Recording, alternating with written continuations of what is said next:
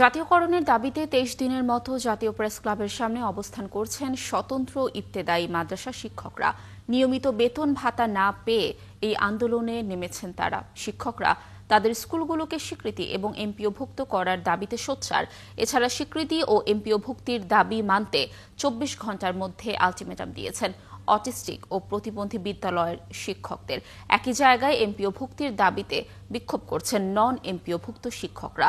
দর্শক, প্রেস ক্লাবে রয়েছেন আমাদের সহকর্মী মামুন হোসেন। আরো তথ্য জানতে আমরা যুক্ত হচ্ছি তার সঙ্গে। মামুন, আমরা যতদূর বুঝলাম যে ৩ ধরনের শিক্ষকরা আন্দোলন করছেন এই মুহূর্তে।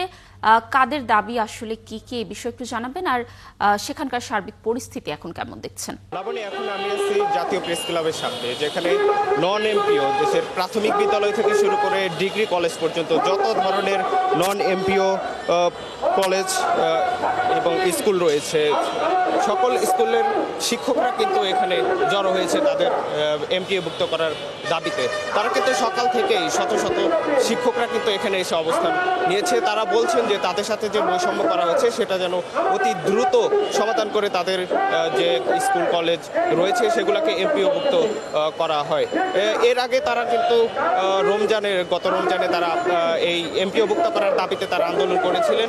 তাদের শিক্ষা মন্ত্রণালয় থেকে আশ্বাস দিয়েছিলেন যে তাদের বিদ্যালয় স্কুলগুলোকে এমপিওভুক্ত করা হবে, কিন্তু সেই আশ্বাস শিক্ষা মন্ত্রণালয় থেকে রাখে নাই। তার প্রতিবাদে তারা কিন্তু আবার বিক্ষোভ কর্মসূচি পালন করছে, তারা এখানে অবস্থান কর্মসূচি পালন করছে। আমরা এখন একজন নন এমপিওভুক্ত শিক্ষিকার সাথে কথা বলবো, তিনি আসলে কি বলেন আমরা জানব। আসসালামু আলাইকুম, আমি সালমা রহমান, কেন্দ্রীয় কমিটি। আমাদের আজকে তৃতীয় দিন আমরা এখানে অবস্থান কর্মসূচিতে আছি। আমাদের একটাই দাবি, সকল স্বীকৃতিপ্রাপ্ত নন এমপিও প্রতিষ্ঠান যাতে একযোগে এমপিওভুক্ত করা হয়।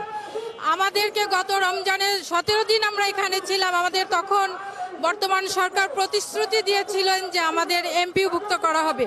তখন আমরা তাদের আশ্বাসে সবাই আমাদের কর্মক্ষেত্রে ফিরে গিয়েছি, কিন্তু আজকে 1 বছর প্রায় হতে চলেছে, আমাদের এখনো কার্যক্রম শুরু হয়নি, বা আমাদেরকে এভাবেই বলছে যে কাজ চলছে, কিন্তু বাস্তবতা ভিন্ন। আমরা দেখতে পাচ্ছি যে আমাদের উনি যেমনটি বলছিলেন যে ওনাদের যে 1 বছর।